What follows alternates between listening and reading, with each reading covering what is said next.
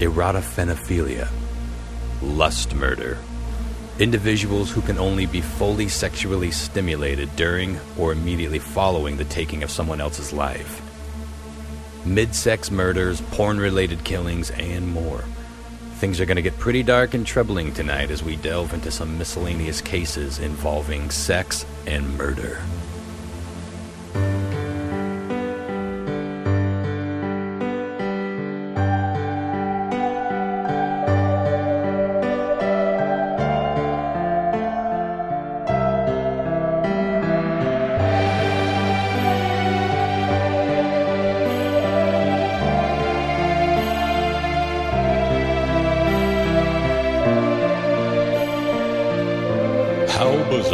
Intended for mature, open-minded audiences only. If you are easily offended, we suggest you turn this wacky shit straight off.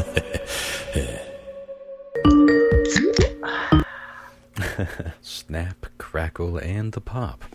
Opening my very manly low-calorie drink. There's no escaping sugar with alcohol consumption, but yeah, I would imagine that just straight alcohol would be low cal.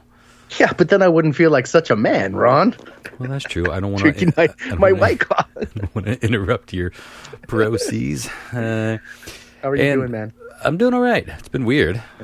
Yeah, I can only imagine. I mean, gosh, the buzz around the end. Yeah, it's really ridiculous. I've gotten more press saying goodbye to Radar Station than when we said hello.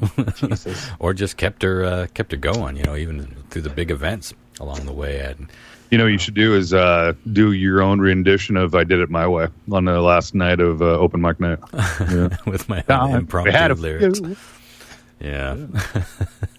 And drag queens, I kissed a few. I mean, what? I never did that. It will be an emotional night at open mic. I thought it was kind of cool. Rhea reached out to me. For anyone that doesn't know, Rhea started the downtown version of it with me and jumped ship when she was having issues getting the bar licensing all up and running and health issues and stress issues. But anyway, she is going to be there for open mic. She's going to do a couple of performances. So nice. I thought that was a nice closed circle sort of thing. Poetic. Do you see her at all ever? I mean, you guys ever hang out? No, she lives up in Leavenworth, which I see her occasionally when I'm dropping Comet magazines off at the college, which is where she still works. But no, we don't bump into each other too often. Every now and again. Well, tonight I thought I'd bring some. We've had a little bit of a light couple of weeks, so I'm bringing it dark again. We're going to be talking about sex and murder. It's kind of a strange. I had a plan when I set out. I knew it was going to be sex and murder just because I wanted to see those two words together on the title screen. But I didn't find as many cohesive stories as I thought, broken down into categories, so it's a little all over the map. But some intriguing tales of murder, at least closely linked to the sexual aspect of it, one way or another. That'll be coming down the road in the not-too-distant future. Before then, the flow is yours. What y'all want to talk about? And I've got a real-life poltergeist story I got to share with you I found in the Tampa Bay Times. Now, when I say poltergeist, you're going to know exactly what I mean when I get to the headline here. Okay. Radar finds more than 120 coffins buried beneath Tampa apartment complex. Oh, God damn. So they had thought that there might have been an old graveyard that they lost or something to that effect. Guess what? From quite a while ago. And so they did a scan. They did a scan of the area, and it's right beneath this multi-unit apartment complex. Yeah. And can you imagine living somewhere and they're going, FYI guys, under where you sleep every night is 120 fucking bodies. Are they doing anything about it? They haven't said yet. They just discovered. This is a news story. But I have a screenshot I'll send you guys here. You can see. I feel like they kind of got to do something about it, right? Although if these people have been lost to time, there probably aren't. Maybe there isn't an outcry to get them in a proper burial. I don't know. Also, I mean, what does it take to get to them underneath an apartment complex. It's a big thing. I mean, they would have to level the apartment complex. There's no way around that. It's pretty big. Here, you'll take a look at that photo I just sent over to this the Facebook group. You can kind of see what it looks like here and the what it's picking up. So it's scattered all throughout the apartment complex, apparently. Those aren't traditional coffins, are they? It disappeared a century ago when the land was parceled off for developments. They didn't know what happened to it. You moved the headstones, but not the coffins. You're all gonna die. Look weird. They look boxy. Well, the people that lived there began learning the news last Friday. Wow. I'm gonna go outside and play with the corpses, Dad. Do you think it would make you move? Nah, I don't. Yeah, I don't know. Maybe wait it out, see if anything happened. Yeah. And if anything happened, you'd know what to blame, and then maybe move. But if it was just this, I don't think it'd be a big deal. But if it was like buried underneath your house, you know what I mean? Like, what was that movie with Kevin Bacon where he's digging up his Stir of Echoes? Some shit like that. I'll tell you what, though. From here on out, every Halloween, that place is going to have a lit party. Oh, yeah, that'd be a legit place for trick or treating. Yeah. I think that's what I would arrange that. Have like a Day of the Dead for him on Halloween. Just have a big party. Well, what they should do is change the name of the apartment complex to the Graveyard Apartments, and it would become sort of a novelty thing. You know, this is what good marketing does. It takes something that maybe isn't in your best interest and makes it desirable. I would consider renting to be able to put your address as the Graveyard, like apartment 6C in the Graveyard Apartments. Oh my God, they should totally rebrand it. You're right. Rename the whole thing. Yeah. You know, the dead down below, but the upstairs for the living. I would feel better. In a funny way, I would feel better being on the top floor than the bottom floor. And I don't think that ghosts work that way. Like, I feel if they can go through earth and stone and whatever they have to traverse to get into the land of the living, into the land of the daylight anyway, I don't think that they're good. Although, is it the proximity to the rotting bodies? Is that what it is? It makes you want to be... Yeah, I mean, that makes more sense. That's a more practical problem, but I was thinking just like, I don't know, if they do rise up, they're probably going to fuck with whoever they hit first, right? and then Florida. Maybe they hit the first floor and they take care of some business and they're like, you know what, I'm tired after molesting this family. I'm just going to crawl back into my grave. Did we get it done, Mark? Maybe they never go upstairs. Well, it worked out, huh? Jesus. I don't know, dude. After like 10 minutes of trying, what the hell? Skype's the fuckery. We need to figure something Sometimes out. things take 10 minutes of trying before you get to that happy place. Anywho. This has never happened before. I must be tired. You tell yourself that when you're jerking up. I'm dehydrated. I've used that one before. Nothing came out. No, seriously, I came. Looks like someone's got to up their water intake. Anywho, the dehydrated, wow, that's a stroke word. The dehydrated cum shot. I think we've used that before with mummy sex or something like that. I know I've used that sound effect before. I think it was old Grandpa. Many times. Grandpa cum shot. Oh, I can't see the big one. It's very disturbing. I'm glad I had my boost because I'm gonna turn on Matlock. Anywho, what else you guys got? I've kind of been a slacker. I hate to say it, but like I had dialysis and then I helped out at work. How fucking dare you, Lau? How dare you go to dialysis and not slave over looking up shit for a podcast? Right? I've got probably a pretty good chunk of stuff to get through, so that's all right. We can talk about dialysis. I think somebody died like last Friday or last Saturday whenever I was in. Dude, behind me. Your dialysis. What? Oh, you mean while you were there? There in the room? Or was it just a corpse sitting there? Ballard and everybody showed up, and it's not the first time. Like, I think the very first week I was there, I think somebody died. Yikes. In the chair. Yeah, because they had to take him out on a stretcher and shit. What? They died during dialysis? Like, oh yeah, dude, it's totally common. What happens is your blood pressure drops, and then they just can't get it back, and then you're just done. Yeah. Well, By the time they get you to the hospital, it's usually too late. Jesus. Aren't you already in the hospital? No. Well, times are tough if you're dying in a hospital. Where is the dialysis? Is that like a whole separate facility? It's a whole separate entity. There's one in East Wenatchee, and then there's one in Wenatchee. Yikes. Well, God be with him if it's too late. It's weird because lately what they've been doing, and I haven't been feeling good. It's been pretty rough. The dialysis, they said that I need more.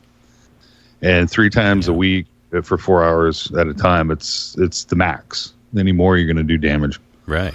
And they're telling me that I need more. And I'm like, Jesus Christ, guy, I can't do it more. You're insane. Yeah. But they're trying, kind of like an elliptical or like a treadmill. They have like profiles. Like you can just push a button and the machine will do like certain things, right? So like they're trying new profiles with the dialysis machine on me, which is just silly. So like what before it was just a constant stream, they just suck it out of you and run it and then push it back in you, the blood. Mm-hmm. The last time I went, they did one where it starts off really aggressive at first, and then it gradually tapers off after 4 hours, which was fine. That one did seem like it worked pretty well. And today they did one on me that was like for I would say 20 minutes is hard. It's aggressive, and then it tapers down, and then it gets aggressive again, and then it tapers down. Lets your body kind of fill up. Yeah. Fluids, and then they'll suck it back out like really aggressively. And that did not sit well with me because I felt like fucking shit all day. Yeah, I've heard that it can have that effect. So. Jesus, well, hopefully they can just get it dialed in without it having to take more. That's really scary. Well, the thing is every time you have what they take me off early is because what happens is my blood pressure just drops down to the real low. Where they have to turn off the machine, and they usually could just cut me loose for the day. Mm-hmm. But the every time that happens, it's damaging my kidney, the one I have. Right. So if it keeps on doing it, exactly, it's what's going to happen is I'm going to get stuck on dialysis permanently, like every day. Kind of like my aunt was in the same predicament. Yeah. And she had to go every day until she got a kidney. So. Yikes. Yeah. Well, hopefully that shit doesn't fucking happen. Well, I mean, it's stupid, dude. I got a 2-year waiting list. I got to wait for 2 years through cancer screening for 2 years, no matter what. That's, somebody gets in a car wreck tonight, and with the same fucking blood type, and he dies. I won't get his kidney because it's a 2-year waiting period of cancer screening till the doctors will even touch me. Even if you knew someone that was a match and donated it. Even if me and you were a perfect match, and you said, "Damn it, let's go tomorrow." Yeah, the doctor won't do it. It won't be 2 years. 2 years of being clean from cancer, huh? Yeah.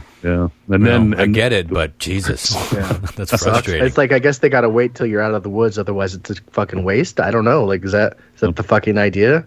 And I'm not sure what the fucking doctor's saying. If he's like purposely trying to do it, you know what I mean? Like let's just fuck this guy up. And then he'll get a kidney. I don't know if that's his game, his fucking plan B. Shit, that's a shitty game plan. It's a damn shitty game plan. It'd be great if that was his game plan, and it probably isn't. But if it was, it'd be neat for him to let you in on it. Yeah, right. Like, by the way, been watching Lost again. A lot of Australian talk, but down in the Dangeroo, the Dangeroo. Wow. Didgeridoo don't say Dangeroo. Dangeroo. I listened to that hip hop outfit, Dangeroo. Well, on the topic of medical advancements, this one's kind of interesting. We now have a male birth control that has passed at least the initial studies. The not harmful to human studies. Of course, there's always the long-term ones. But the funny thing is we usually hit those drugs onto the street before we have a chance to really study those. Like, we are the ultimate guinea pigs for a lot of drugs. And we'll dial that shit in 15 years down the road. It's like, oh, no, that one's making people go schizo. Or, oh, that one's destroying people's kidneys. Or whatever. But this is the study is led by the ironically named Christina Wang. Everybody going to Wang Chung them. She's a professor of medicine at UCLA in LA, of course. But I tried to copy a snippet here. This is, so the street name or the easy name is 11 beta MNTDC, and it's a modified testosterone that has the combined actions of a male hormone and a progesterone. Lots left to test, but the initial human safety tests are a go. My initial thoughts was great. I'd use that, but then I'm like, you're still going to have to worry about STDs in a lot of situations. If you're in like a monogamous, trusted relationship, the male pill could help you do away with that. But for, anybody in a dating type sitch, you're still going to want to not get an STD. But what are your guys' thoughts on that? If it proves to be safe, would you go experimenting with the male pill? I think it's great. I mean, obviously, it's just like a woman's birth control pill they have to take every day, right? So it's like putting the responsibility on the male. I just think we're way dumber. Like I would fucking probably forget. I wouldn't trust myself. Pop a Tic Tac in accidentally. I don't know. Like we're just stupid. Orange. I mean, they have those little pill things that you put your pills in for the week. Your organizer, and you use Monday, Tuesday, Wednesday, Thursday. I'd wake up on Friday and be like, time to take my pill. Why are all these days still in? He's like, well, 5 at once. Is it Monday? Just as good. Downsy hatchy. Alarms, phone reminders. Yeah. Such a fucking weird topic, dude, because honestly, dude, in the last 20 years, every woman that I dated could not have kids. I mean, literally had either hysterectomies or just we're done having kids and had the tubes tied. So that whole people are doing that younger and younger, aren't they? I mean, just to not have children. A lot of them are one and done. They're like, I just want to have one kid and that's it. And then they do the deed and then it's just, whatever. But yeah. Well, it's an interesting thought. Condoms will be with us for a long while because of the STD thing. But again, if you could get rid of condoms, I don't think anyone's going to complain about that. So definitely scenarios where I think would be more attractive than others. But I think a lot of guys might be hesitant to take this pill. Probably, I would imagine that the excuse they would give more than anything, and I'm just guessing, would be that your pill has been tried and true and tested, but the female birth control pill, the main pill we talk about, some pretty fucked up things can happen to their bodies hormonally and all sorts of side effects that we don't really hear about, we don't really talk about that much. So there, it's a major thing that women are putting their bodies through when they're taking the pill. But I don't know. We'll see. Warned when I was younger was the trap, and I learned it from my older sister. She said, "Trap. Don't trust any fucking woman because she'll trap you. She'll trick you into getting her pregnant. So don't ever believe any fucking woman." This is for my sister, pregnant. My older sister, telling me these words of knowledge. Wait, is the same sister who put blackface on and performed in school? That's the younger sister. Man, you had great family. Oh no! One of them gave him a coat hanger for Christmas. The other went in blackface. She's 50 something now. Mm-hmm. She is a boomer. She's a boomer. But time to say okay, boomer. Yeah, okay, boomer. I know that's an old joke at this point, but no, she had friends that would like literally entrap their boyfriends by getting pregnant and whatnot. And it was a pretty common thing for a long time. Yeah, I've always heard those stories, and I've heard of people saying that they caught their girl poking holes in the condom and all that. Sure. But I'm sure it exists, but I wonder how widespread that actually is. Because I don't know. I don't know that most women want babies more than the average dude. Right. I'm sure it's happened, but I think there's also like an element of urban legend to that whole thing as well. For sure. And maybe more in the past. Like it was a different time, where you were considered an old maid. If you were a woman, you really just going even back to the 50s. If you watch the Twilight Zones, I remember there was one, or the Gilligan's Island, they had an old maid episode too. There's always this where someone looks into the future and they're like in their mid-30s and they're single. If they're a woman, they're an old maid in their 30s. It's fucking hilarious. But so maybe back in the day when women didn't have as many opportunities or as many freedoms, and there was that stigma that you were there to help start a family. You weren't going to go, be an executive in some office, you weren't going to bring home the bacon. You were going to cook the bacon. It wasn't that long ago that was the going mentality. And that's a crazy notion to think that the foot could be swapped and a guy could sit there and lie to his girlfriend, say, no, I took my pill, yeah. And then get her knocked up. Out of only the whole soil thing is to keep her in a relationship. Yeah. That's a weird shoe to I suppose that could happen too. Well, a dude could poke holes in the condom just as easily as a girl could. I'm sure it's a good point. I bet there are all sorts of insecure dudes that tried to get their women locked in more of a permanent thing. I mean, that's the idea, right? Is that you'll never leave me now because why we have this child, even though people with children divorce all the time. And it's like, it doesn't really work that way anyway. But I'm sure, I know a lot of relationships that held on just because of the children, just because of the kids. It also makes it harder to date when you have kids. So in any capacity, or back in the day it would have been. I mean, I'm sure it still is, but worse back then. Certainly. Man, I was at a party. I was at a party maybe 10 years ago and longer, because it was before Wenatchee. And this guy I didn't know was telling this story to the group that he was so fucking terrified that because he was a single guy that slept around a lot, and he always wore condoms, but he was terrified that the girl was gonna take the condom that he left afterwards and impregnate herself with what was inside of it, that he would put Tabasco in it in the bathroom before he left into the condom. That's how you make a superhero. That's how you make the flaming man. Yeah, because he'd tell them that he would do this so they would never try to put the fucking condom leave-ins in their hoo-ha because it had Tabasco in it. Don't condoms have... Maybe they don't all. Like spermicide? Yeah, I think they have something that kills it on contact. I don't know. Some probably. This guy was not smart. It was funny, though. I do remember something though that I bet has been used in real world crimes time and time again in the movie. Remember the movie The Crush with Alicia Silverstone and Carrie Elwes? Oh yeah, I remember liking that. It's been fucking 30 years or 25 years.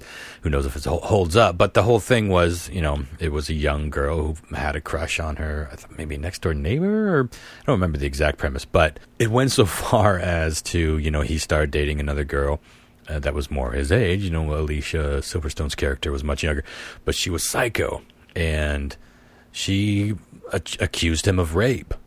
And so she went in and got a DNA swab, and so they went in and got his DNA swab, and it came back a match. And his theory was, I've been thinking about it. She could have gotten into my garbage and got a used condom. It's like, God, that could happen. You wouldn't be getting pregnant because those sperms would be long dead. But a little bit of that baby batter is all you would need for a pretty convincing scenario, right? Yeah. I remember that always stuck with me. I remember I went through this phase too where I was super paranoid about getting girls pregnant, and I would do the water balloon test. Like after the devil's business, I'd walk to the bathroom. Try to wring it out, make sure. Well, I'd fill it up and just kind of snug it up and hold it up to the light and see if there were any drips, because I would do this thing where it would keep me up at night. It's like, what if there's a little hole in it? What if there's a pinprick? So I would just do that so I wouldn't have that worry. But I never found a leak. So I gave up on that probably about the time I turned 18. But that was terrifying back then. Sure. Yeah, Chris's story reminds me of the whole slogan of screaming semen. Just the hot sauce and found him. Screaming semen? Is that a slogan? Well, I guess. Sounds Here comes the screaming semen. I've seen him play brand of frozen pizza. Yeah. Do not deliver me a slab of your screaming semen pie. Will do without. Knock, knock. Pizza's here. It's the screaming semen. Screaming semen. Well, that's a perfect segue to my soup de jour, sex and murder. And like I said, this will kind of be broken up into chapters, starting with lust murders, or let's see if I can get this right. Erotophonophilia, which is sexual gratification from killing people. Now, this is different than, necrophilia. This is not the desire to fuck a corpse. This is a type of miserable soul that can only sexually climax while they are killing somebody or from the act of killing, immediately after molesting their dead body parts. Yeah, it's a tough dragon to chase. That would be a shit kink to have, I'll tell you what. That's a tough one. Think about the second date. No second dates, and we calls it. Always the bridesmaid, never the bride. So the first case I saw was Hiroshi Mayua from Sakai, Japan, and in 2004, Mayua was struggling with getting his rocks off, and he almost accidentally discovered during rough sexual play one night that he couldn't really sexually climax unless he was strangling somebody.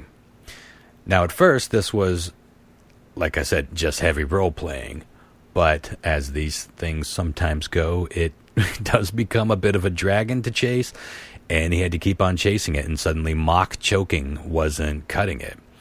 And, he wouldn't just choke women, he would choke men too, and young boys as well. In fact, while attending the Kanazawa Institute of Technology, Mayua strangled a male friend of his. It was like a pal of his. He just like, kind of out of the blue, just reached over and started strangling him. Now, he was able to fight him off. Yeah, it was basically like just hanging out there playing a little SNES. And all of a sudden, hey, you think I should go down to that? But not long after that, Mayua dropped out of school. And a few days later, he was arrested after he tried once again to strangle the dude. The dude he had a fucking itch. And he was trying, like he was not able to get off. He was not able to come at all. No matter what he did, he wasn't even able to get heading there. And he had all of this like pressure, this crazy like pressure building up in him, as he would later describe. Now, he settled out of court with that case. It was basically just a lawsuit because, again, the guy survived. But a few years later, he tried to strangle a few women and a male junior high student. All of them got away before major. Holy shit. Like, not the greatest strangler. But who knows? Maybe Jack the Ripper bungled his way through a few boners of his own. Do you think he like works his way into it? Like, oh, hey, you got something on your shoulder, and he kind of leans over and then boom, slides the other hand up slowly, or does he just go straight in like the stranger? It's like, oh, you look so tense. Let me get back here and rub these shoulders. And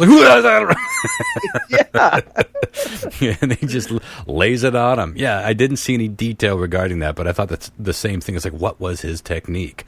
And in what order did things happen? And did he just like walk up to him and start a strangling? It sounds like it might have just been that. Like he never worked up to it at all. And just anytime you could catch him off guard. But anyway, now the would-be strangler was sent to jail after those because it's like enough is enough already. He had a pattern. And even though he hadn't killed or even seriously hurt anybody, he choked like 5 or 6 people. And he got out of jail in 2005 for some sort of assault charge and basically immediately went back to work. But this time he had a plan since he was clearly... Back to work choking? Yeah, choking back to the choking job. He realized that he was unskilled in the art of the surprise strangle. So he decided to find willing victims, if you will, and he took the ever-depressing and scary internet approach, and to that end, he found a suicide club online. And this is as fucked and as sad as it sounds. Now, it's a group of suicidals who are basically looking to either just not die alone, or maybe they're afraid that they can't actually go through with it if they tried it on their own. So they would make arrangements to meet up with other suicidals and kill themselves or kill each other simultaneously. Now, because my brain is fucked, this immediately inspired me to write down an outline of a story about an experimental program where we pair suicidal people with homicidal people in a hopes to, I suppose, kill 2 birds with 1 stone. We'll see if it goes anywhere. And maybe the story already exists. It likely does. But I found the thought interesting. Members. What's that? It's got to be a short list of club members. Well, it's true, but ultimately, I think serial killers mostly have to hunt to some degree, right? Like, They have a type and usually some sort of a scenario or a routine, and that's all part of what stimulates them. So the story would likely fall apart. But, remember in Jurassic Park when the T-Rex wouldn't eat the goat that was just tied to the tree waiting for him? That famous line, "She wants to hunt." I think that serial killers are probably a similar thing. So there's probably no not that that's rational. Let's find some suicidal people and throw them to the serial killers. It's not the craziest thing I've ever heard, but it's not really rational. But there's no rationalizing with so much of what serial killing actually is and where it comes from.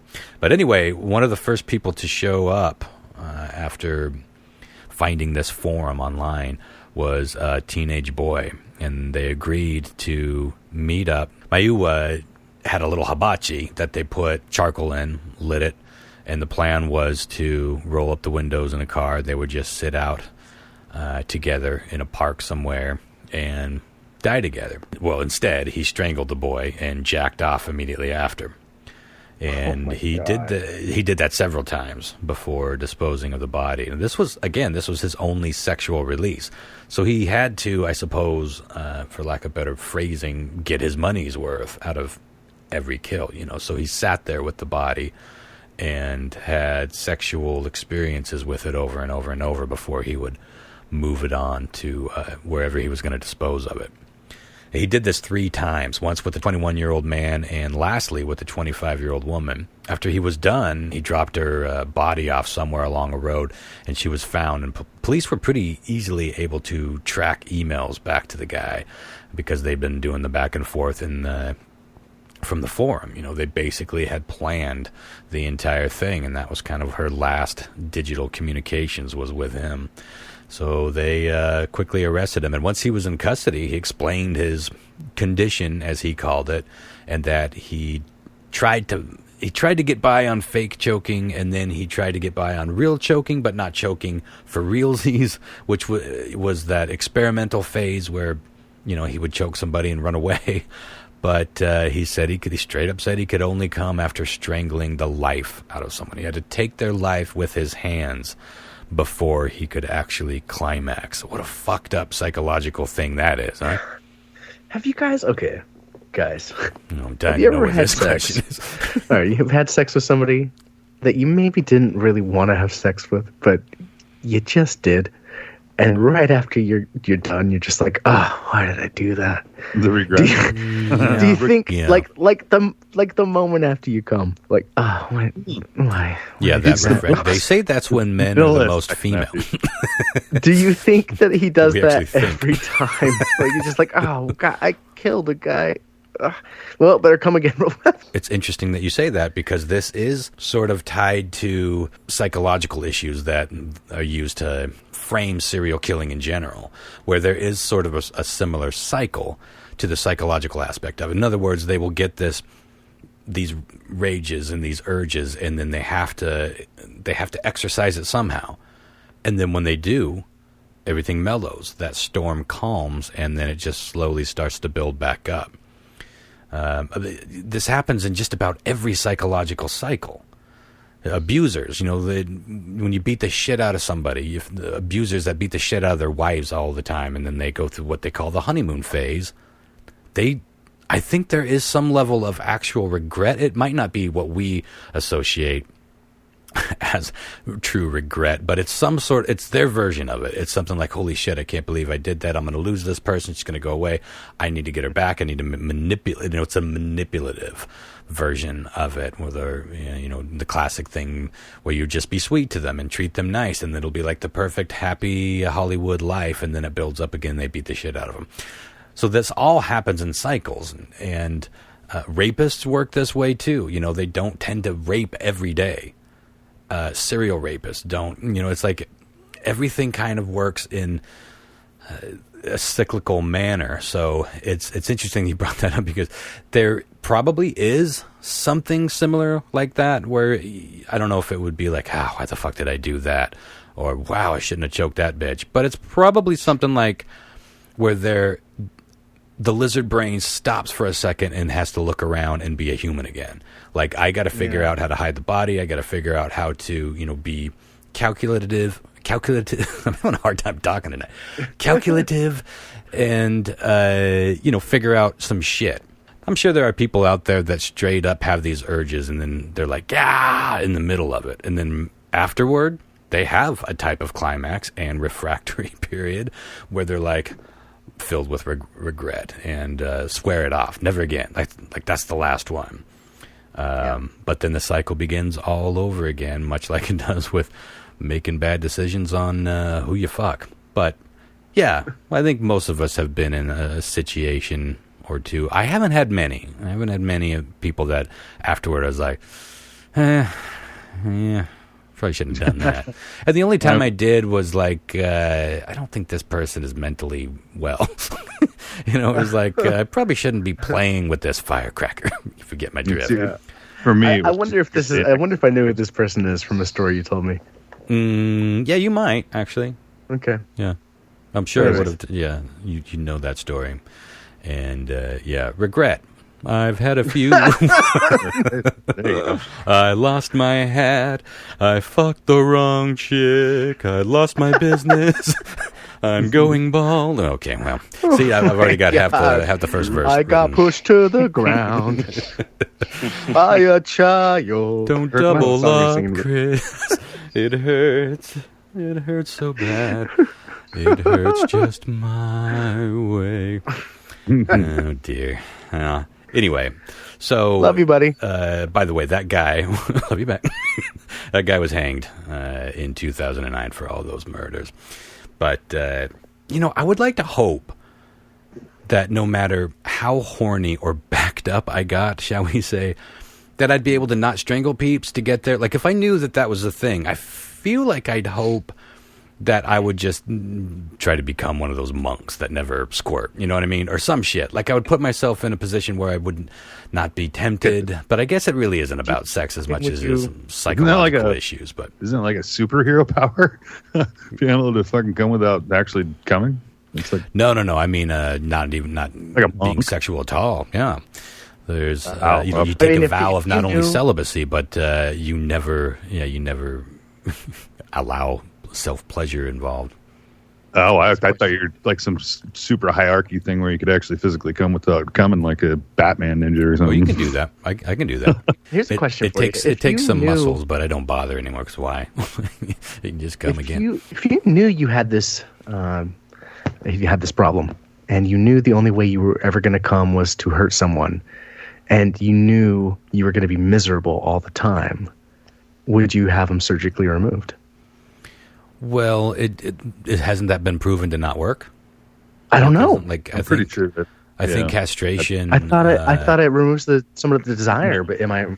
I think that's a myth. I think that's been disproven because I think there are societies that have castrated, like pedophiles, right? I feel like we talked about this at some point. I don't know. Maybe I'm wrong, but I don't think it works. I don't think it stops that urge. Look, I think there are diseases and medications that can numb that. But yeah, I don't know. It's like an. I think he's right. Those pains, you know what I mean? Like I'm going to reach out to grab my door, but my arm was amputated. Is this how we got to Phantom Boner? I think this is how we got to Phantom Boner. I'm pretty sure. Hold me closer, Phantom Boner. All right, well. They can't all be. The gems, they can't be all. I just finish writing this song every time I have some sort of failure. Huh? Now, if the world of lust murders had a Bonnie and Clyde, I suppose it would be Paul Bernardo and Kala Homolka. I know these two were responsible for ungodly amounts of evil perpetrated on mostly schoolgirls around Toronto. And in 1991, in a small town outside of Toronto, or Ontario, or a small town in Ontario, I should say, some fishermen discovered a pile of concrete blocks that were oddly piled up near a shore on Lake Gibson. They just knew something was odd about it, so they took a closer look, and they could clearly see body parts sticking out of the concrete. Oh, my God. How alarming does that have to look for a fucking pile of concrete blocks gets your attention? Like, that just don't look right. Well, I think they were people that fished there often, and they're like, what is that new pile of blocks? It was like the blocks weren't even dumped off out in the water. They were just dumped on the side of the shore. And why is there egg sticking out of it? Yeah, why wouldn't you do a better job, son? 8 blocks in all were pulled from the lake, each one containing severed parts. And not all of them had, like, legs or toes and fingers sticking out of it, but there were a few for sure. And it took some work, obviously, to get the parts separated from the blocks. You know, they had gently chisel all around it, which must have been a surreal job for somebody. But they all tested as the same human, and they estimated that it was a 14-year-old girl. Well, that later turned out to be 14-year-old Leslie Mahaffey, who'd been missing for 2 weeks.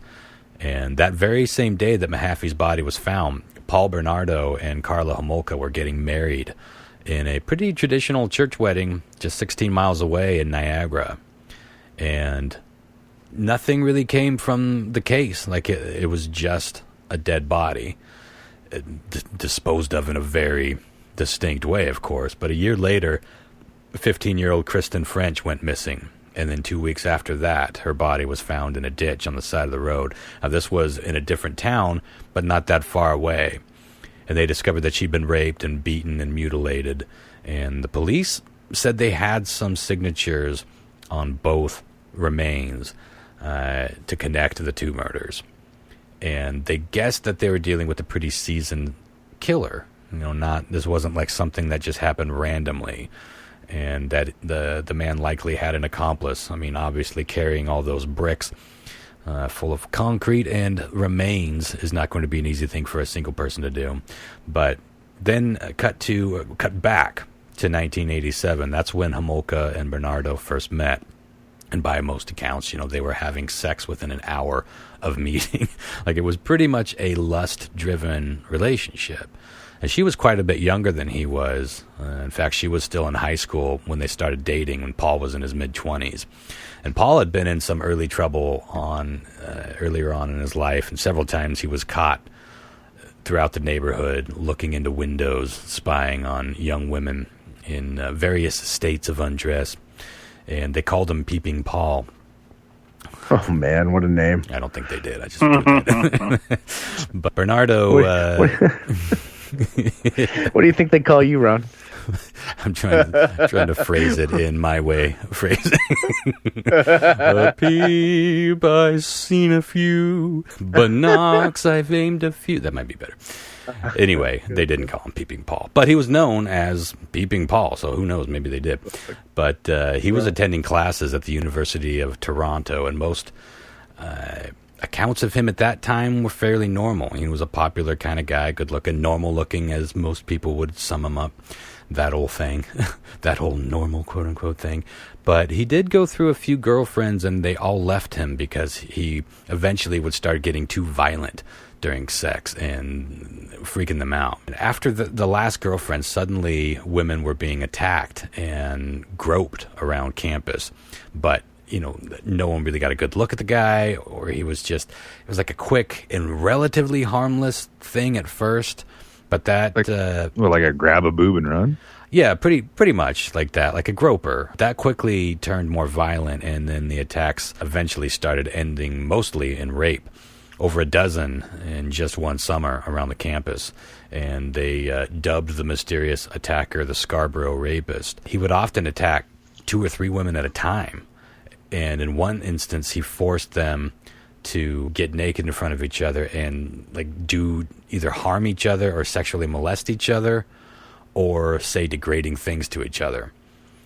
And then he would just let them go. By 1988, there were a few more attacks and still no captures. So they brought in a specialist to hunt this attacker down. And by this time, Carla complained that Paul had been getting abusive occasionally. But ultimately, she decided to marry him anyway, and that official that they brought in to find the serial rapist had released a composite sketch of the suspect.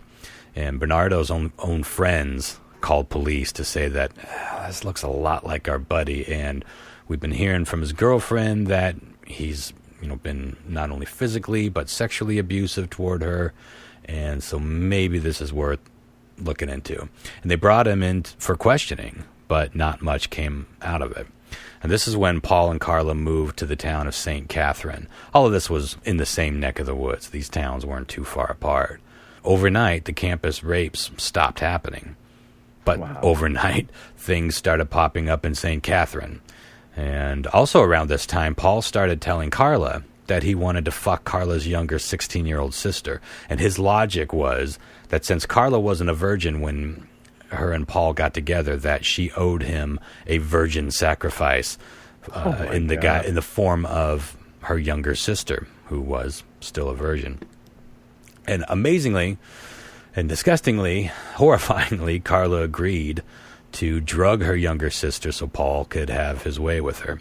And Carla had worked for a veterinarian clinic, and she snuck out some horse tranquilizers that they put in some cocktails that they made for her younger sister. And the three of them just sat there at home in the family house while the rest of the family was upstairs sleeping, and they just started sipping drinks and hanging out until she passed out.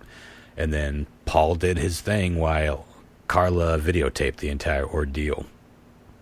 Wow. And what the fuck? Gotta be a strange fucking Thanksgiving dinner. Awkward conversations all around. But if all of this wasn't fucked up enough, Paul actually ordered Carla to join in and rape her own sister while he took over on the video camera. And she did. But in the middle of that, the little sister started to convulse and choke from overdosing on the tranquilizer. She started choking on her own vomit. So they panicked and put her clothes back on, propped her up in bed like she should have been all along. And again, the rest of the family was just sleeping. And so they called 911, and when the authorities got there, they said that the girl had simply passed out because, they're like, oh, we admit we were giving alcohol to an underage girl, but she just had too much. Then she passed out, and then she started convulsing and vomiting. So they took her to the hospital, and just before midnight, it was Christmas Eve, and they pronounced her dead. But holy shit. The hospital bought their story and simply said it looked like the girl died of natural causes brought upon by heavy alcohol use. Now, at this point, a couple of moves again just down the road, the abuse in the relationship was continuing, and from time to time, Paul would even joke to Carla that he was the Scarborough rapist. Sorry. Although there was racism in the story, too. I just left all that out. But Carla later claimed that she thought about leaving him a couple of times, but stayed out of fear. Remember, the police brought him in for questioning about being connected to the Scarborough rapes. They had taken a DNA swab from him, but it was just sitting around at the station this entire time. They hadn't got around to testing it yet. Now, 2 weeks before Paul and Carla got married in 91, Paul shows up at home with what he tells Carla is an early wedding surprise gift. And it was 14-year-old Leslie Mahaffey, the girl that ended up in the bricks in the lake. The girl was hanging out with some friends in her backyard, and I think Paul just drove by, saw it, and offered the girl a cigarette. She came near the car, and he threw her in the back. The plan was to bring her home, and they could keep her as a sex slave. And for the next several hours, that's basically what they did. They repeatedly sexually assaulted her, they tortured her, and again, videotaping the entire thing. And at one point, things got a little out of hand, I guess, and they ended up strangling her to death. And that's when they cut her up and mixed her in with quick-setting concrete that they later dumped off at the edge of Lake Gibson. That's fucking crazy. Yeah. It's nuts. Is you hear these stories and you think, God damn, there's got to be drugs involved, right? Like they're addicted to meth, or they're on heroin or something like that. But if they were actually like stone cold fucking sober doing this kind of shit, dude, that's nuts. Yeah, outside of a little bit of alcohol use, I didn't see any mentions of chemicals at all. Wow. Which is more bothersome. But, they were still up to their special brand of evil, and Paul once again demanded a gift from Carla. He wanted her to round up, her recently deceased younger sister's friends so that they could come over to the house, under some guise, and he would drug them and take their virginity. And, while rape, of course, has all sorts of psychological things at play, it's pretty clear that the real root of Paul Bernardo's sexual deviancy was this obsession with taking somebody's virginity. Not getting it, not being offered it, but taking it against their will. And that was his thing. And over the course of the following year, they did a lot of it. They would get the friends over there. I can't remember what the guys was. It was like, it was something fucked up. Like we're paying some sort of tribute to the younger sister that had died. And once they got him over there, they drugged him, videotaped the rapes and assaults for their own private collection, his own use later.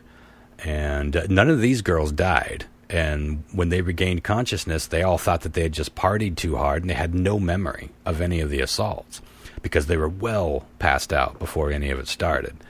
And then one day, they decided to go looking for another sex slave to keep around, and they saw a young girl walking near a church, and that was Kristen French, walking along the side of the road. And they pulled out a map, and they asked her to help them with some directions. And when she got near the car, they grabbed her and sped off. And news of Kristen French going missing spread pretty quickly across the town, and someone came forward saying that they'd actually seen the girl over at the church with these two people, and that she was pulled into a beige Camaro. That later turned out to not be a good tip. I don't know why someone thought it was a Camaro, but it wasn't. It wasn't a car that went anywhere. They put that car all over billboards connected with the disappearance of the girl.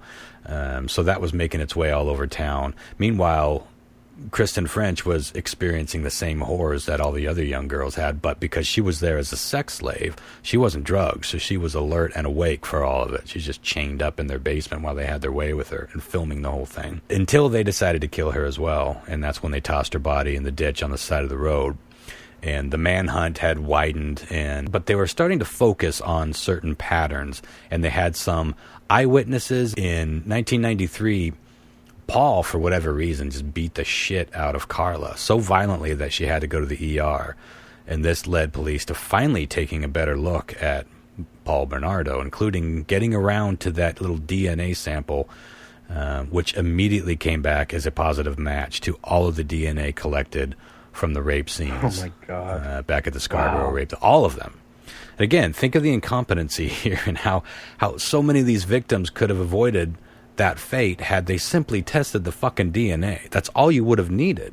Nothing outside of those initial rapes would have happened. That was horrific enough, but it would have stopped everything moving forward. So they now knew that they had the Scarborough rapist. They also knew that there were some similarities with these recent murders and abductions. So they brought Carla in after the beating to question her to see if she had any information. And eventually she broke down and confessed to everything. And she said she would only testify against her husband if they could make some sort of deal where she got off with the lighter sentence. Of course, they were hesitant at first, especially when they found out that they had videotaped the entire thing. They were pretty quick to make a deal, though. They felt that they would be better off with her on their side. And they searched the entire house when they arrested Paul, but they couldn't find any of the videotapes. But they felt confident between Carla's testimony and the DNA evidence that they would have a pretty good case against Bernardo. And with that deal that Carla made, she was charged with 2 cases of manslaughter and was sentenced to 2 consecutive 12-year prison terms. So she didn't get off scot-free, but considering what she was a part of, that was widely considered the deal of the century. And once these trials hit the mainstream media, it became a pretty well-known case, and often being referred to as the Ken and Barbie murders. And I remember hearing about that back in the day. Yeah. Not that long ago. But that was because Paul and Carla, they look like typical white bread, average, preppy folks, I suppose. But now, at this point, they had torn Bernardo's house upside down, and they did finally find a little shoebox filled with videotapes. And when they played them, they were pretty shocked by what they saw, because all of those crimes that Carla had described were happening, but it was quite clear to them that she was not only a willing participant in them, way more than she would have led them to believe, but in some instances she was instigating and ramping things up. The videotape of the assault on her sister was part of the collection. And it was actually her that was instigating a lot of those assaults. It was definitely Paul's suggestion, but it was clear that Carla was not doing this against her will, you know? And if she was being a hell of an actress while doing so.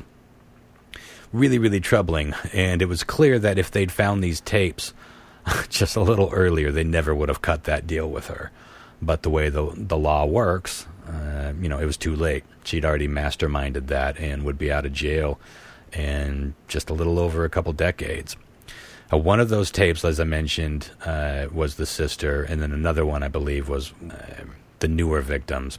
So it was all right there. And the trial went on for 4 months, and the jury had to watch all of the tapes.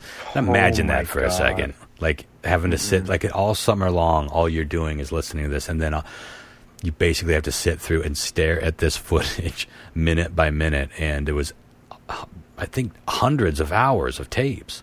Like they filmed everything. And in the end, it only took a few hours to convict him of basically all the charges. But even with that, he was given just a life sentence with a possibility of parole. He won't likely get parole, but why give him the chance? That's shocking to me. Yeah. But now that everyone's looked into the case a little more closely, a lot of people think that Carla may have actually been as dangerous as Paul. So it'll be interesting to see what happens when she gets out, which won't be, too far into the future. And the case caused the Ontario police, fortunately, to completely retool their investigative practices concerning sexual predators and serial killers and repeating connected crimes, I should say, serial crimes. And there's lots that was missed and a lot of chances to save some lives that the police dropped the ball on, almost all of them. So going back to the psychology of all this, a lot of psychoanalysts and criminal psychologists believe that most of the serial killers are actually lust murderers to some degree. It fits the pattern. Like we were just talking about, getting your rocks off with somebody in a healthy way can blow off steam and certainly relieves some sexual pressure or just tension from everyday stressors, but that's only for a while, and then it goes back, it builds up, the cyclical thing happens all over again. Ted Bundy certainly got off on killing sexually, so did Gary Ridgway, the Green River Killer, H.H. Holmes, Jack the Ripper. These were all thought to be sexual to some degree, especially the mutilations and the way they violated the body post-murder. Even, not necessarily necrophilia, but there's fetishes within the fetish. But the bottom line is they treat it similarly to the way that a rapist would rape, take a break, then rape again. And it's all tied to the same thing. They just don't know in the end what causes it. But, Gary Ridgway said that his mother would wash his genitals until he was like a teenager. That was just like a routine. And he would later tell psychologists that led to conflicting feelings of both anger and frustration and sexual attraction toward his mother. And that when he was going out and killing all these prostitutes, he was fantasizing. He was living out the fantasy of raping and killing his mother over and over and over again. That's fucking wild. And Bundy would It makes so much sense. It does make sense to me. I mean, it makes sense to me. But Bundy would fuck the corpses of his victims and would go back to the murder scene often weeks later and jack off where it happened. Like there was such a sexual tie to what he had done there that he would actually go back and just have to be in that moment, and that would get him sexually stimulated. Jeffrey Dahmer would not only fuck his victims' corpses proper, but he would fuck their flesh as he was dismembering them. Like looking, he described it terrifyingly one time as like searching for the perfect texture or fuckability in so many words. I'm paraphrasing, but it's basically what he was looking for. It's like, I just wanted to see what it all felt like. He even implied that he would shove their severed digits up his own ass for sexual gratification from time to time. Crap. Well, that's some dark shit there, homie. Anywho, I wanted to... You imagine having to go to the doctor because one gets lodged up there? Like, how do you explain that? Well, this fits into my week. Sir, that's the finger? Wally? Yeah, I'd know that ring anywhere. Yeah, troubling shit. Moving on, I wanted to do a segment in here, in the old show, I know we did an episode that was people who died during sex, but those were all like accidents and mishaps or famous people that like dropped from a heart attack during sexual exertion. And good stories, interesting stories, and tragic stories. But I wanted to know if there were, well-known stories of people being murdered during the act of sex. And it was, it's happened, and it's happened a lot, but it's a little more murky. And I only found a few that were like provable, or because there's a lot of these like, we were just having rough sex play, and we'll talk about that in a minute. But one thing that I did find was there's a growing number of historians that believe that Pope John the 12th died from a vicious beating while he was fucking the man's wife. Like early reports were that, he died of natural causes. He was certainly fucking another man's wife. That much we know. But the church allegedly tried to lessen the scandal by downplaying the fact that he was murdered while boning by the angry, jealous husband who walked in on it.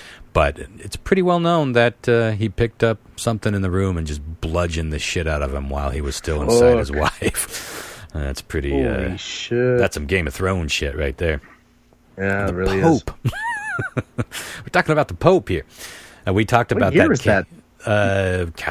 God knows. Middle Ages. Okay. Or maybe older than that.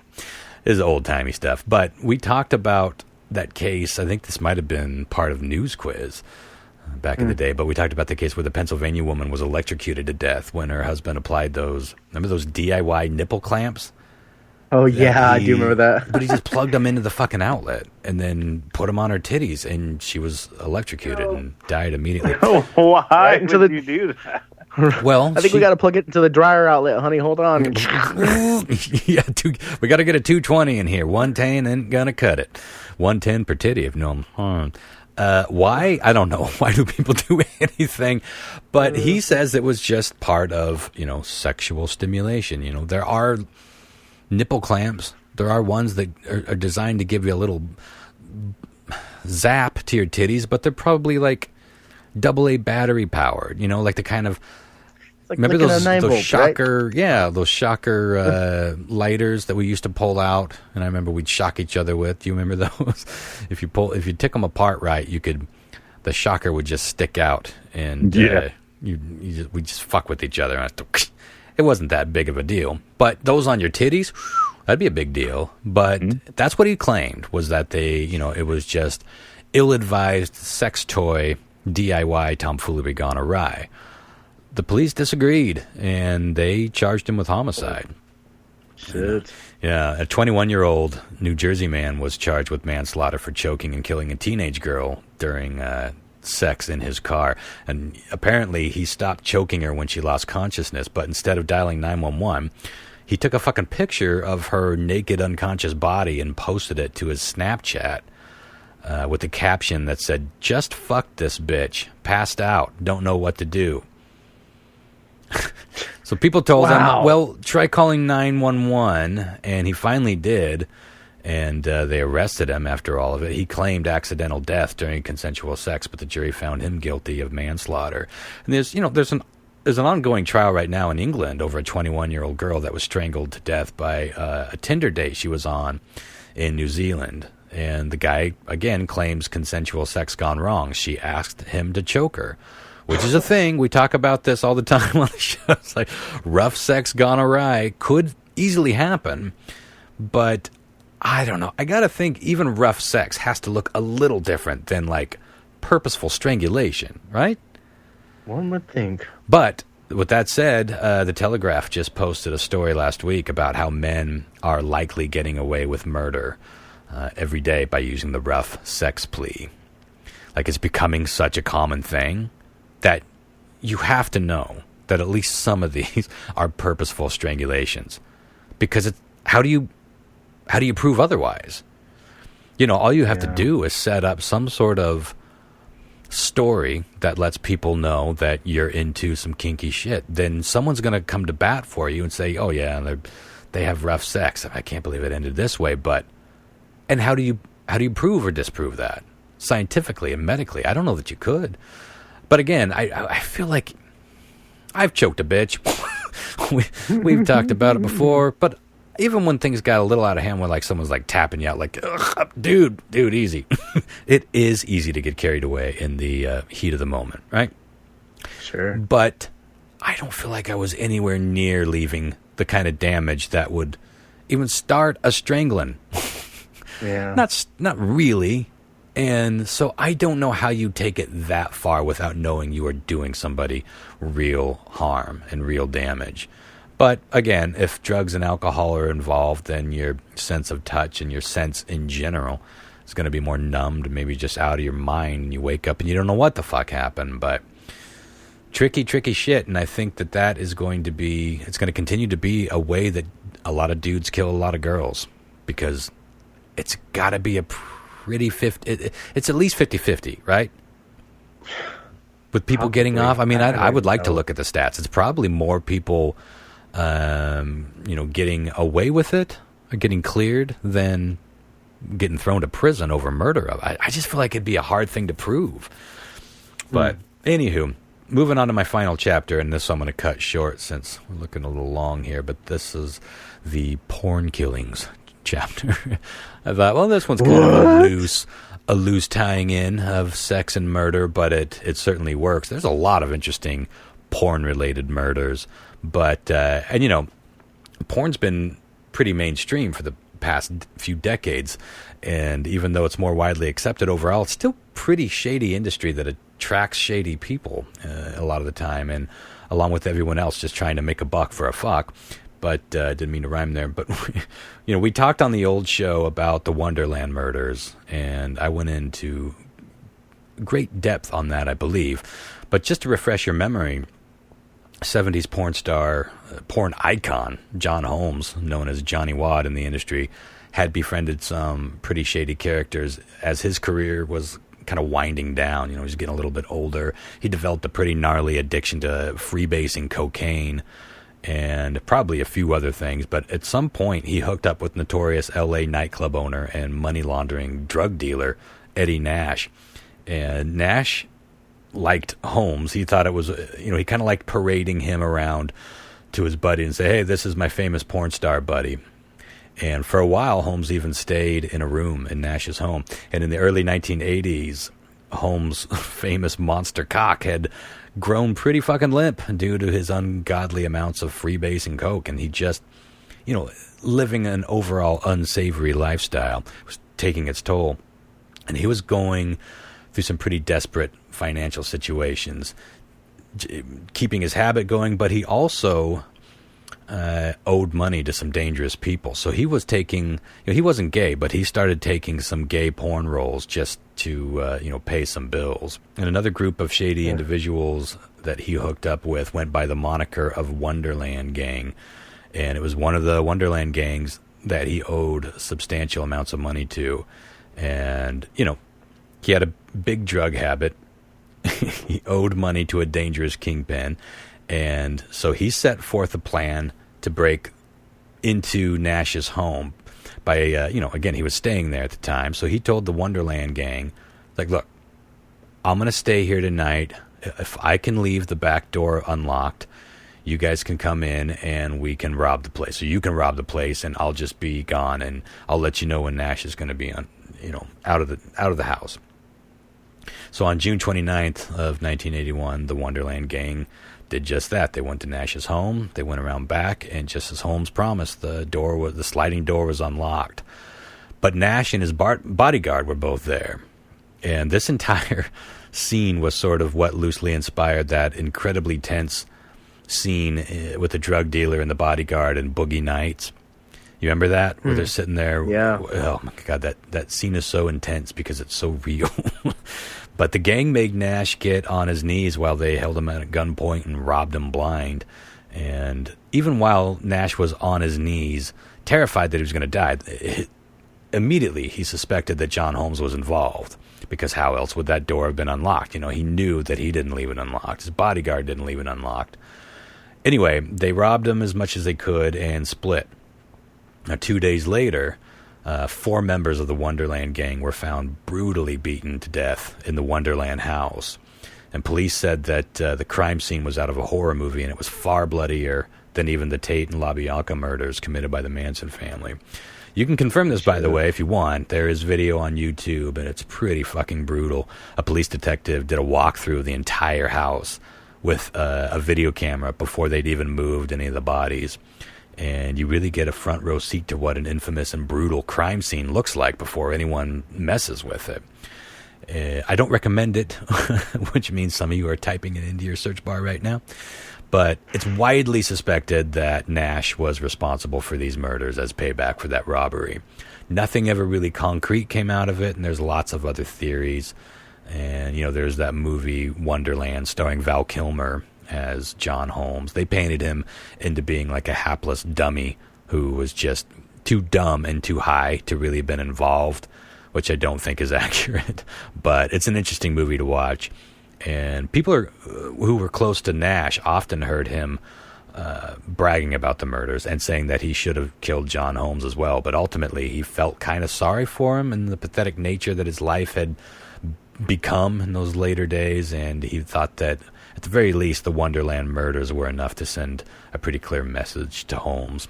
And it seemed to, because he kind of straightened up a little bit. Not much, though. He went on to live a pretty troubled life and eventually died from AIDS in 1988, age of 43. Jesus.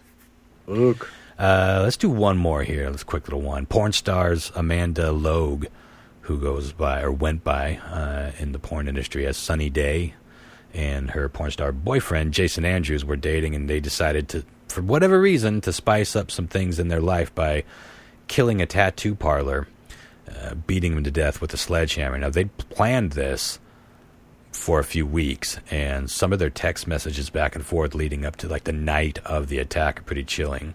They're just like, I'm so glad that you're really committed to this, and keep your eyes open for a knife.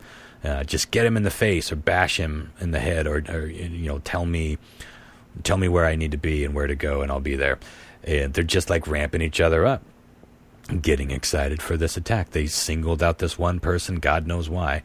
But it was tattoo parlor owner Dennis Scooter Abramson. They invited him to a sex party with a couple other people. At some point, he exited the party, and they attacked him right out in the yard.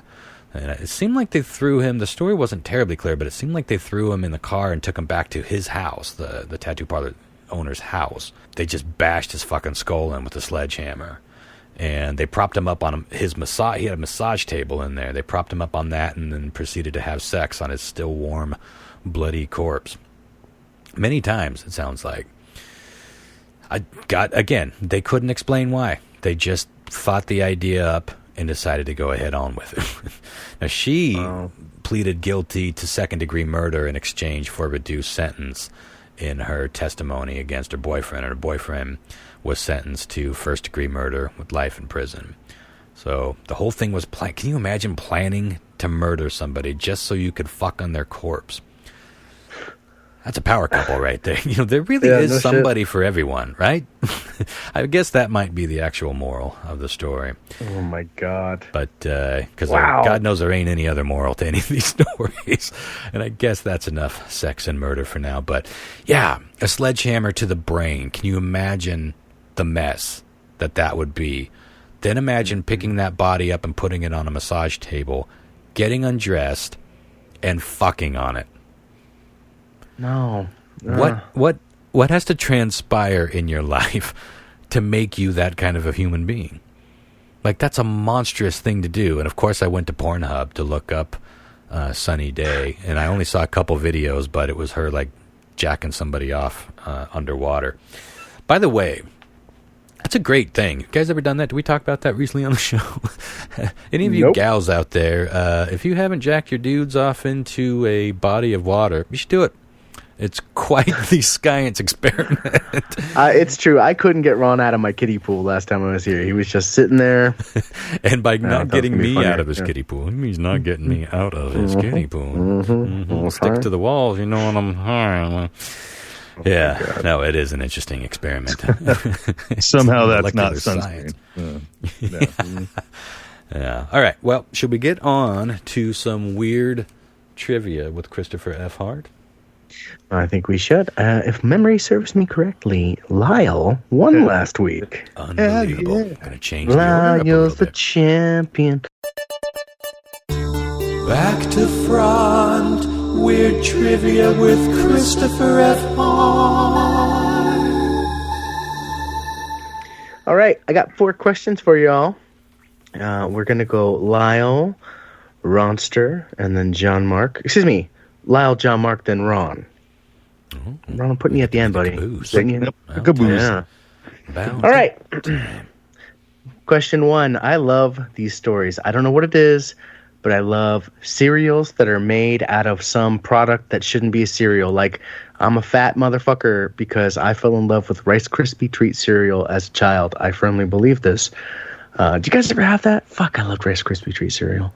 Oh, yeah. I just had Rice Krispie treats, but I don't. Did they make a proper cereal, or were you just Jimmy rigging? Yeah, it was a proper cereal. I did have it. I did have it. Yeah. Did you ever make Rice Krispies weed? Oh yes, brownies. Come on. Okay, nice, so it was recently announced that you could expect to see this well-known snack that can usually be purchased at any gas station in its own brand of cereal this holiday season. What are we talking about? What's getting its own cereal? Is it A, Twizzlers cereal? I could see that. Is it B, mini chocolate donut cereal? Didn't John Belushi do a thing on that? I think that was an old gag on SNL. Little chocolate donuts was like a Wheaties commercial because he was sort of a fat guy, and it showed him doing all these, sports not well. But he's like, yeah. Anyway, was it C, trail mix cereal? That's basically my cereal now. I throw in some almonds, some nuts, some twigs, a little bit of almond milk over it. Plop a couple of M&Ms in there. Or is it D, Twinkie cereal? Twinkie cereal with the gooey inside. I bet that could be good. Just like little vanilla-y in the shapes, like little pills. It could be good, but you know it's going to taste like chemical death. Like foamy. I was trying to think the center of the Twinkie would be like a marshmallow. Yeah, but marshmallow centers. They would have to do a deconstructed version. That's not going to happen. Lau, what are you going with, buddy?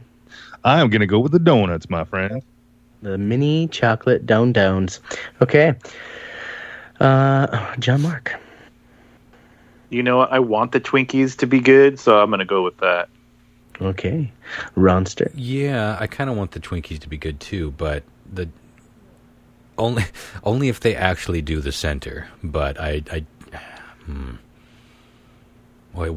technology now is such that we could do a center. Here's the thing: even if they only dyed the center a different color, like they made it white inside, my brain would probably do the rest. Did you ever wonder? Back into it. I was going to go with chocolate donuts, but I'm going to go with Twinkies. Go ahead, Lau. Okay. Did you ever wonder how the three little holes in the bottom of the Twinkie ever got there? You were there for? No. You already knew? Well, I assumed. Even when you were young? That's how the cream got in? Mm-hmm. Yeah, I thought you were doing a joke. No. When you're a kid, you know how the holes get in the bottom of a Twinkie? How? Keep their elves fucked. So they're fucking put the cream in. Moron. All right, there was a funny, sort of semi-famous moment in my family where my brother and one of his best friends were at they went to the store way up the Eniat and got some snacks before a night of camping or whatever. They got some Twinkies and some other Hostess snacks. And the little card, there's always like that plastic or that paper card that it sits on. Yeah, and then they'd be like stuck to it. And most of us, I think, would always like scrape the Twinkie card to get that last little bit, because sometimes there was a little bit of the bottom and a little bit of the creamy filling stuck to it. But my brother went back into the store because he forgot to get cigarettes or something. He came back, and in that time, his friend had scraped his Twinkie card, and so my brother was super pissed and looked over, and was like, "Did you just scrape my Twinkie card?" It's a violation, betrayal of unspeakable depths. You just scraped my Twinkie card. Yeah, never scrape another man's Twinkie card. I don't have many rules, but that's one of them. By God, it's right on his door when you come in. Hey, step 1: please remove shoes. Do not let cats out. Do not scrape my Twinkie card. No matter how long it has been left unscraped, I'm coming back to it. All right, question 2. The New York Post put up a story over the summer about a 65-year-old Chinese man who had been rushed to the hospital when one of his lungs collapsed after he did this.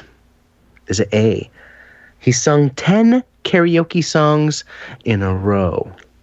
Not without even stopping, huh? Damn. 10. B, he was inflating a collection of giant dick balloons for his granddaughter's bachelorette party. Anyone who's blown up balloons, that's destructive. Is it C, he was watching reruns of 2.5 Men while laughing hysterically? It's pretty funny shit. Or is it D, from enthusiastically blowing into a breathalyzer to show his wife he was more drunk than she was? How did he collapse a lung and have to be rushed to the hospital? I want a breathalyzer machine. I'm dying to know how drunk I am. That would have been perfect. Would have been a perfect thing for the radar station. Yeah, pass it around. Good. See, yeah, you're not drunk. You're not driving. Be like 50 cents a blow. Yeah. Charge. Mm-hmm. Put a buck in, somebody, baby. when I first got my liquor license, someone came through selling disposable breathalyzer tests, but I looked them up and it doesn't look like they're terribly accurate. But even if they were in the ballpark, I think I'd just be curious to know. Yeah, because sometimes you're like, I'm fine, but maybe you're not. I mean, you're For fine to drive, but purposes maybe if you only. got pulled over and you would fail a breathalyzer test. I never have any idea how drunk I actually am. Yeah. Well, let me tell you, you're fucking drunk. All right. Let me recap Got that. the crystallizer. Yeah. Just blow to in recap here. Yeah, I'll tell you. Put a little harder. Keep blowing. Keep blowing. No. You're drunk, but I'm drunker. Just put my wiener in okay.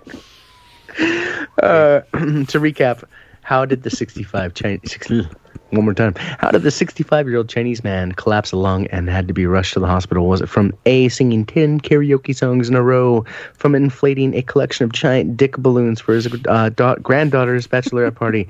Was it for watching reruns of 2.5 Men and laughing, or from enthusiastically blowing into a breathalyzer to prove to his wife he was more drunk than she was? Lyle. Regrets. I've had a few. No, we're not going to go to the karaoke thing. I'm going to go with the breathalyzer, I think. Breathalyze. Okay. John Mark? I was leading the breathalyzer pathway as well. Okay.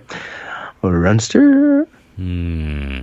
Well, I think I got to lean toward that too. I don't want to keep it an interesting game, but the others don't. I definitely don't buy singing 10 songs in a row. I mean, that's a third of a Rush set. Karaoke. All right. Question 3. Here's a fun one. A man named Frederick Bauer invented this packaging item, and then when he passed away in 2008, his family placed his ashes in one of them, and he was buried that way. What packaging item did he invent? Was it A, the Altoids tin? Oh, shit. Give that Was man it B, Ubiquitous. the Pringles can? Give that man a medal. Was it stuck C, in too many? the Tic Tac? That did sound like I thought you were talking about your dick. I thought you were talking about your dick for sure. Was it C, the Tic Tac dispenser? Give that man Was it D? Yeah, all of them deserve Nobels. Or was it D, the Ziploc baggie? This man invented one of these things, and when he died, his ashes were buried inside of one. What was his name? Frederick Bauer. Frederick Ziploc. No, damn Dr. Ziploc. Dr. Ziploc. Oh, I'm going to go on a limb here and go with once you pop, you can't stop. And Until you die, baby. Pringles Even then. can. It's the only thing that uses, like, that must be a trademarked or a on my notes, proprietary can, right? You never see. Oh wait, or do tennis balls come in the same thing? Maybe tennis. kind of close. I don't think I see anything else in that specific can. I think that's got to be proprietary. Tubular. Totally tubular. Ronster. I might have just talked myself into the Pringles can. What did you Actually, go with? Sorry. Oh wait, yeah, John Mark. I didn't get John Mark. The Pringles can is really speaking to me, so I'm gonna go with that. Damn it. Okay. Well, Family game? Just to make it, no, I'm going to make it a little more interesting. I think the good Lord, why are words so hard tonight? Yes, Sometimes yes. it's you don't talk a lot, and I haven't been talking. I've been avoiding people. I've been in a weird place, but the uniqueness of the Pringles can makes me think that maybe it's a specific thing. Although I have seen things that are a lot like the Tic Tac box. Definitely Ziploc has generic brands. I'm sorry, what was the other one? Altoids? Altoids, yeah. I'm going to go with Altoids. Battleton? Yeah. I mean, if there's anything that we see every fucking where, it's an Altoid can. Question 4. It's reported that back in the 80s, Pablo Escobar's cartel had so much cash laying around everywhere that they actually at one point... Excuse me. Let me read that one more time. Edit this so I don't sound stupid, I Ron. Never do when it's for you. Sorry, man. It's always funny. It's reported that in the 80s, Pablo Escobar's cartel had so much cash laying around that they did this. Was it A? Built a giant fort out of stacked money that grown men could stand up in and even get lost inside of. How fucking fun would that be? Yeah. Just saying. Is it B? Filled a swimming pool with cash and tried to have a pool party in which 3 people were shot at. How fun would Scrooge that be? McDuck, and we calls it. What would that be? Is it C? Here in Would occasionally make paper airplanes out of $100 bills and fly them all about town. That's just fun, too. Yeah, these would be fun. Where's the D? They would be required to spend upwards of $3,000 a month in rubber bands just to keep them all together. Holy shit, that's a lot of fucking money. Oh. Expensive rubber bands, maybe. I'm gonna. I now that it's stuck in my head, the song. I want to go with the whole DuckTales thing. That's in his pool.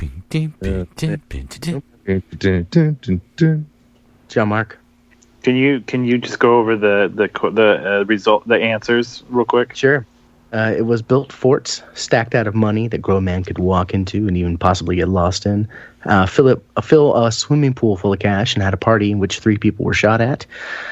Made paper airplanes out of $100 bills and floated them about town when they got bored. Or spend upwards of $3,000 a month in rubber bands just to keep that money organized.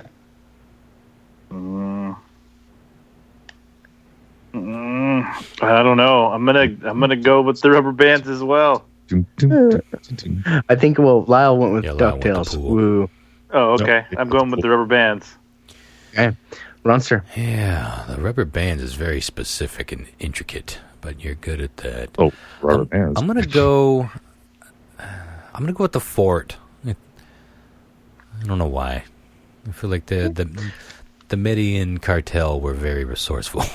They might have used it in something a little bit more useful, at least, like bullets. I mean, you can imagine. I bet a solid stack, like one single stack of bills, could probably stop most bullets. I would imagine. Yeah, you think of like a ream of paper that you pick up at the office. Now, I feel like that might stop a bullet. And it would send a message like, "Look, motherfuckers, we're more rich than your entire country." So yeah. All right, let's go over the answers. See how you guys did here.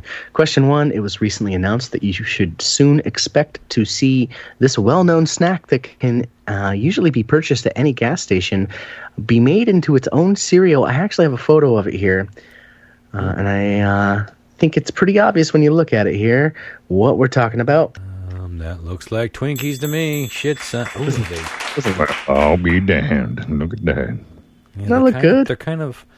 They look soft. How do they make them look soft? Is it like powdered sugar? Oh, is that powdered sugar? Now you want to eat it, right?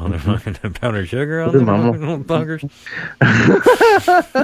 John Mark got that correct, and Ronster got that correct. Do you know if they tried to put a creamy or any kind of filling? I wish I knew just for you, buddy. I can hear the salivation forming in your mouth thinking about this creamy. Yep.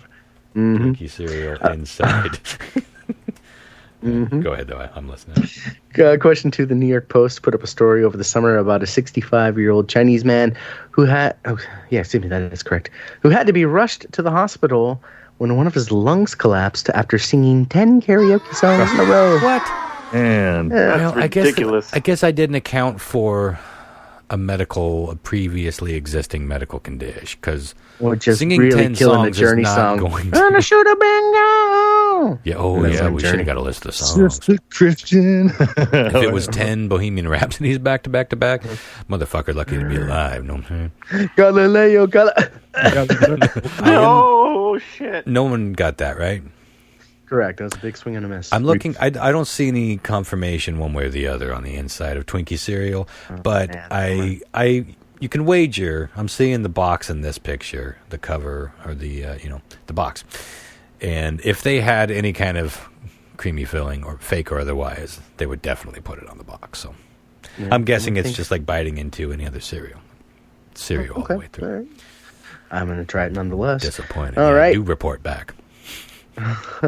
Question 3. A man named Frederick Bauer invented this packaging item, and when he passed away in 2008, his family placed his remains in one of them and buried him. It was the Pringles can.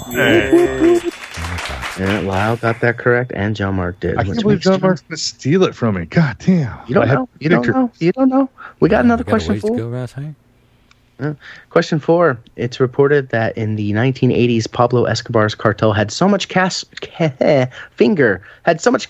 laying around that they would spend upwards of $3,000 a month on motherfucking rubber bands just to keep them organized. John Mark got that correct as well, making him our winner. John Mark, that's your 10th win. Here's what I think we do.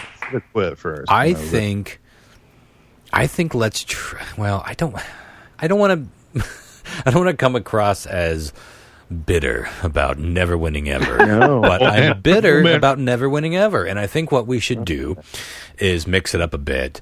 I'm trying to think. I'm thinking in real time here, which usually I don't think live. So let's say that we were to draw for order, that would keep it random, and that would keep. And then maybe we do an elimination type thing where once an answer has been picked, in last place goes first, and once an answer has been picked, you can no longer select it. Okay, let's try that. Technically, I think whoever wins should go last. That's what I'm saying. Yeah. Okay, so if you came in last place, you go first. So the person who comes in last. Okay, so this next week, Ron starts. And, yeah, of course, John Mark doesn't like it. And whatever I guess is off the table for Lyle, and whatever Lyle guesses and I guess is off the table for John Mark. Yeah, it's tough, but I think let's try it. But I don't know. I feel like it might be a little unfair. Well, I don't know. Should we roll? Listeners at home, should we just randomly pick? Please write in and let us know how you think we should handle this atrocity of John Mark. We need a variation. Just raw dog and Ron every week. Well, here's the thing. Over, like tonight, taking them to Pound Town.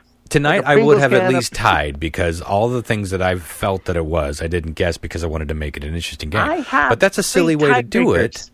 I have great tiebreakers, dickhead. Yeah, I guess. Well, maybe that's just the solution. I stop answering. Because, like I was going with Pringles. Like I don't want to... Like a hard R? I do that. I also think it's like playing the odds. So it's not necessarily that I'm just trying to make it a more interesting game. I think it might be a smarter way to do it from time to time. Instead of always going... Because I wouldn't want to always go down to the tiebreaker. You know what we need to do? And honestly, I think this is the way to solve it, is we should probably just start playing for other people again. Because that seemed like... because I do the same thing. Once we all guess the same answer and it's pretty obvious, I'll throw out, one out nowhere's land. I don't care if it's right or wrong. Yeah, just see, to make it more, devil may care. That's how I play it a lot of the time. But you're right. I would play with a little more gusto. I always did. Well, no, it was the opposite, right? I never won for anybody. Whenever I played for myself, I won. So there goes that theory on my end. But we'll figure it out. But yeah, I like the idea of your guys' input. And in fact, it doesn't have to be anything that we threw out at all. Just come up with something. Maybe we'll add it into the mix. It's time for something new. Not just because John Mark is obviously going to continue to fucking mock. So much more well traveled. But, so much more. He lived in another country, for God's sake. A third world country. Is it considered a third world Bangladesh? Yes. Mm-hmm. I think you're going to learn a lot living in third world. Over here, we don't care because we're in first world, like civilized people. But it's definitely, I don't know, he's destroying us. Yeah. Something needs to change. Something's got to give. We can write us at the Facebook page. We can declare him the all-time champion. I'm not trying to take away his prowess or unfairly steal the show from him. I'm just thinking, I'm tired of losing. In this scenario, it's really Ron. You are Ron on the sidewalk, and John Mark is Kid with your hat in his hand. He's taking all the hats. Gotta leave me with some hat. I'm just like Sarah. I'm just on my phone, trying to find my next. It's like whatever. What's going on? Oh, Ron's getting killed. I'm gonna go D. I won. I'm technically second place, so woo. Yeah, technically. Good. Nice job. Thanks for pointing it out that I was dead last. Well, tune in next week. Good job, guys. We'll be talking about 9/11 and hopefully reading some of your feedback. It's time for a feedback show. Some of you have been doing it all along, but I haven't really been giving the call out like we used to with the old show. So why don't we go with, we can still do Ron at boronfilms.com or radarstationart@gmail.com.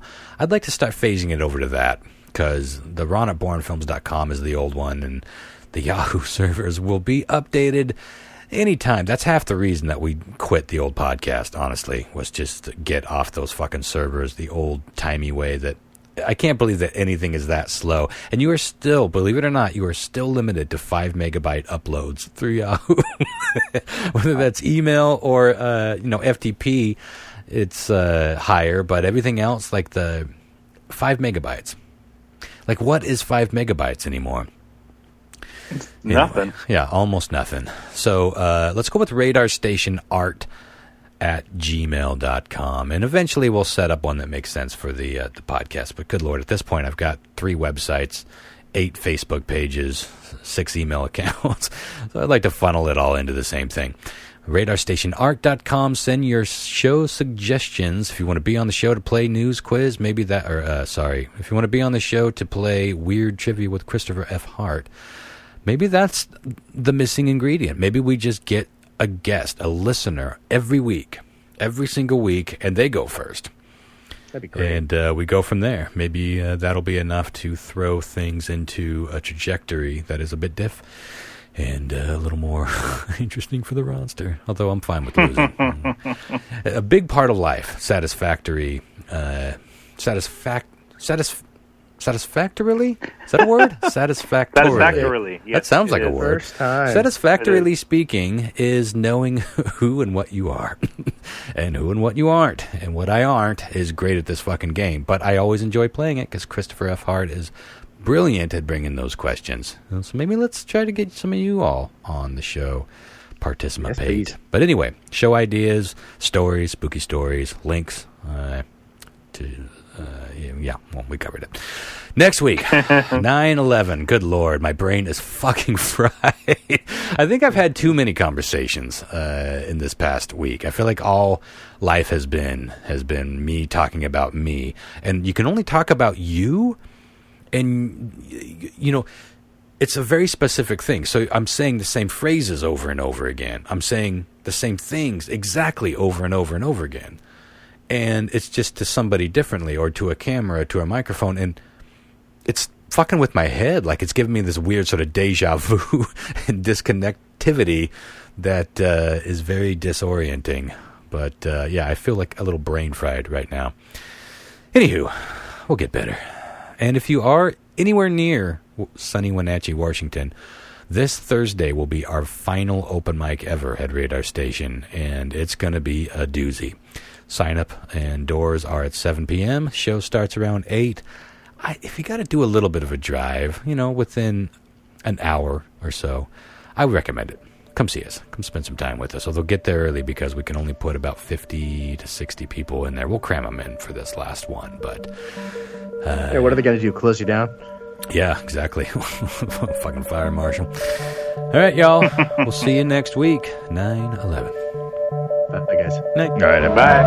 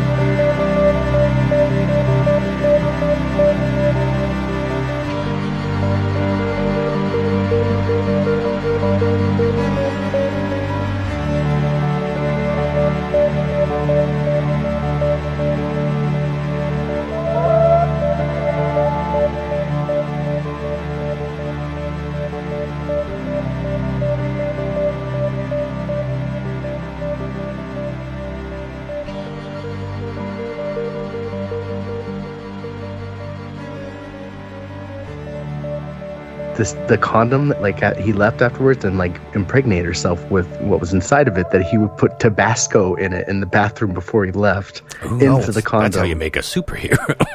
That's how you make the flaming man.